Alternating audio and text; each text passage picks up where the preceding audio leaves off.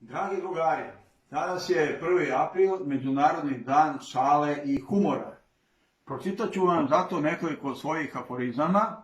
Aforizmi su kratki, mudri i smešni. Aforizam je najkraći književni oblik, ali se najduže pamti.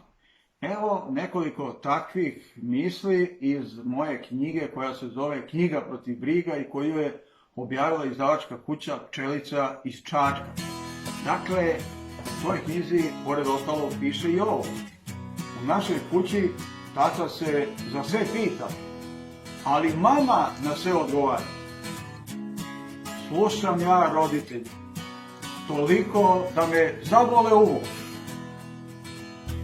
Kad mama sređuje sobu, svašta u njoj pronađe.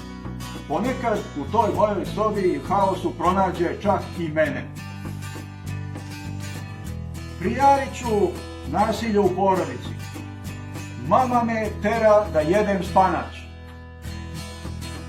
Tata u našoj kući može sve da popravi.